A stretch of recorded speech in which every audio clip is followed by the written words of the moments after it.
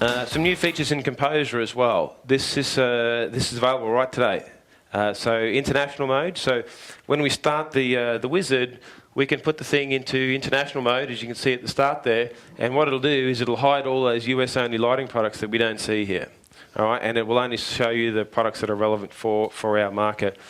So it hides those US products and it adds the DIN rail dimmer and the DIN rail relay, which previously were only available in System Builder. So now those things can be added, can now be added in the Composer as well. There, you can do a few other things there. You can adjust the display power, timeout, and you can do some other things in the Composer that weren't available before. It's had quite an overhaul actually.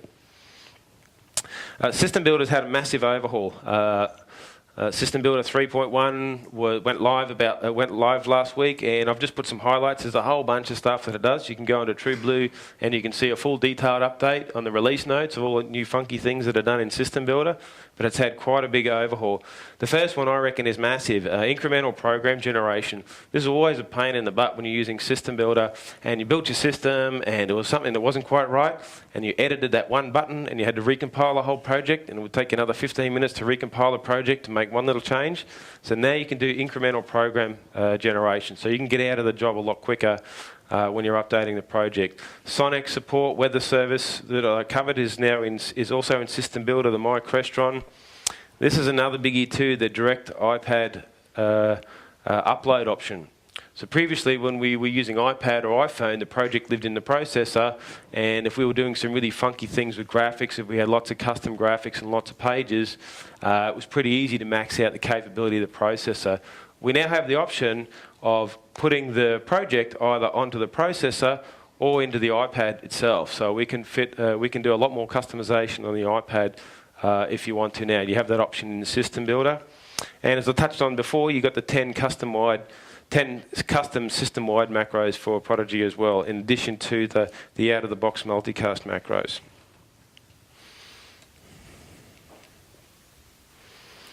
I don't know if this has been covered in the last couple of days, so these are just some of the new features that are on Crestron Mobile. So the Crestron Mobile apps, the Mobile Pro G app, it's been updated, it's been submitted to the App Store, and now it's up to the App Store to make it go live. So they've already got it, it's in their hands. It could be live today, I'm not sure, but it takes anywhere from a day to a month for them to make the app go live. But these are some of the new features that we've been waiting for in Mobile Pro. This doesn't just relate specifically to Prodigy, this is for Mobile Pro across all of Crestron.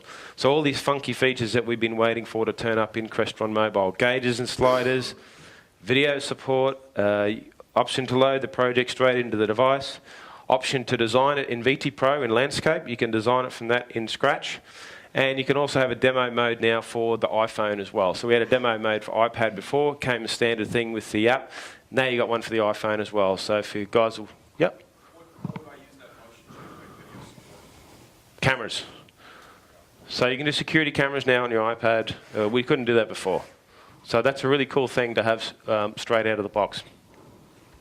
The demo mode for the iPhone, so everyone in this room, we've probably got more than half the guys in this room walk around with iPhones. You now have a demo mode for the iPhone that you can show to a customer straight out of the box with this new app. We've got some changes too for Prodigy lighting. We're going to look to launch these products over the next 3 months.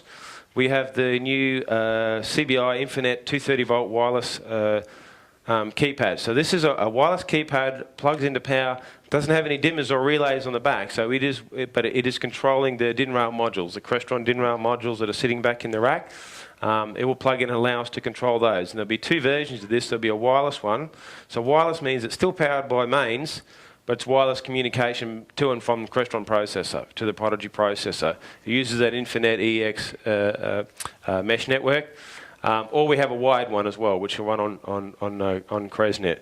So both of those will feature the same style of keypad. They look identical. So European style engravable buttons. They come with a bag of buttons inside. You can see all the different button configurations that are possible without you having to change the hardware. You get all those possible configurations. You can engrave the keypads. You can order them engraved if you want. And with that many buttons, obviously, we could do lighting, or we could mix lighting and audio control, AV control on the one keypad as well. We got LED feedback, and we have an ambient light sensor built into the keypad as well, which we can use for harvesting, and we can use that to control the system if you want to as well with the ambient light sensing. So over the next 3 months, we'll look to release these products. These were covered in the lighting presentation yesterday. So these are available in the Prodigy.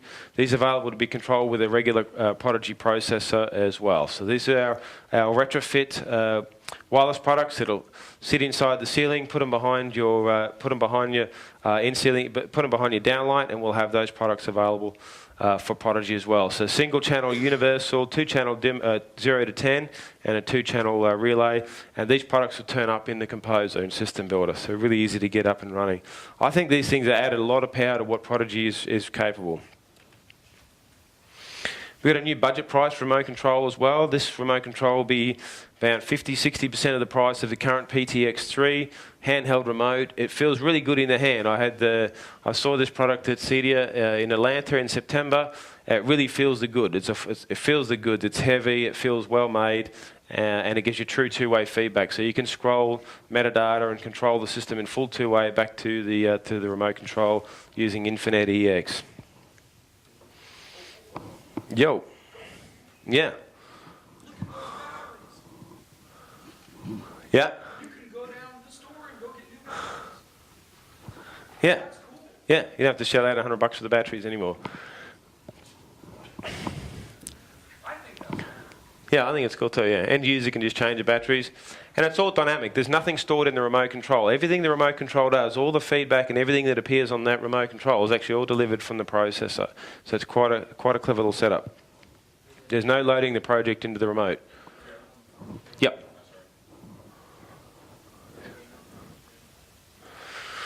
This is the, yes, there will be actually, yeah. So all the Prodigy part numbers always begin with a P, and then you'll have, so we've got our PLX3. There'll also be a non-Prodigy version of this called an MLX3. So, yep, good question. Yes?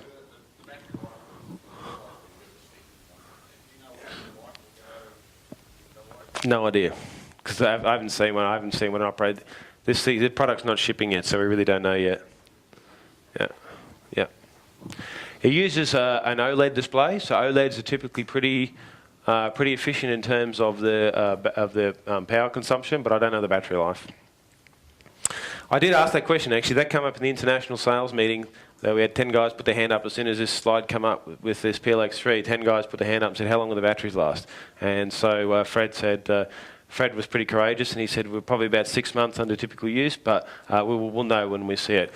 If it's 6 months, if it's 2 months, if it's 8 months, the easy thing about it is they're AAA batteries. The end user can change it themselves. There's nothing living in the remote control. There's no memory stored in the remote control, so end user can just change the batteries themselves, and they're up and running. So that's a lot easier than end user having to bring a PTX3 back in and you change the battery for them. So, and they always get a bit funny when you tell them the battery's $100 for their remote control. So this is a nice solution.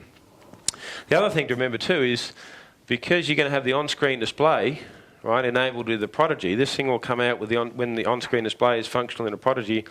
You don't need a touchscreen with all that feedback. With as much, you don't need that. You don't need all that information coming on the remote control because now we can just drive it on screen. You still have it. You can browse content on the remote control, but you now don't need a big touch screen on there displaying as much feedback because we can just navigate the thing on screen. PTX6, this came up yesterday. This is part of the redesigned TPS6 that we're looking at. So this is the Prodigy version of that. So this thing is based on a TPS6X, but it's got all the new technology. It's got the new flash graphics in there. It's got the new battery technology, so long battery life. This is a proper roaming system, so it uses the same RF system as the Prodigy and comes with a low-profile docking station. So we'll have there'll be a 6-inch touch panel for Prodigy. This is around Q3. We'll see the release, and no doubt that'll be the same, probably around the same release time as TPMC 6, I imagine. There's a big step for Prodigy as well. So we'll have the little small format DM switches as well. So they'll belong to the Crestron product range, and then you'll have Prodigy versions of this as well. Now the reason you got the Prodigy versions, obviously we can do a PMC3, and then we can use the Prodigy version, or we could use a PMC3 XP, which costs more, and then we can use the Crestron version of the same thing. You'll have Crestron versions of these small format switches as well. There's a price differential involved between the Prodigy processor or the PMC3 XP, the dual format version as well. But this is a big step for Prodigy. So these small format switches, I don't know if they were covered in the last couple of days, but this is a really exciting move. So this is available for Prodigy and full-blown Crestron. These are a fixed format switch. They have 6 HDMI inputs, so they're not a card frame. And there's no analog inputs, all HDMI in, and then there's 2 versions. They either have a 4 output version, which has a HDMI out, which would go to your local AV receiver or local display, and 3 digital media 8G copper outputs. So you'll have a 6x4 and a 6x6 version. And these things will be a lot cheaper than the current card frame, and they're going to be great for your smaller installations. And apart from that, you get all the other features that you get with a regular DM system. You just don't get the modular design. So these are really cool products. And of course, we have at the other end of the DM switches, we have a room controller box as well. So this is, you have the Prodigy version, you have a Crestron version as well, exactly the same for a room box at the other end. Breaks out the digital media 8G to give us our HDMI out, our Ethernet out, and control of the display as well on local devices. So these are big steps for Prodigy. Any questions on the things I've just talked about for the last 15, 20 minutes? Cool. Oh, sorry, Gerrit. yes. Does it have RS-232 on it? Yes, it does. Yeah, so it's exactly the same as the regular Crestron 8G room solution box. Exactly the same. So you've got Ethernet, relays, RS-232, and IR on the room solution box. Now, something we didn't have in the guide, I wanted to take advantage of having an audience here today to talk about ProSice as well.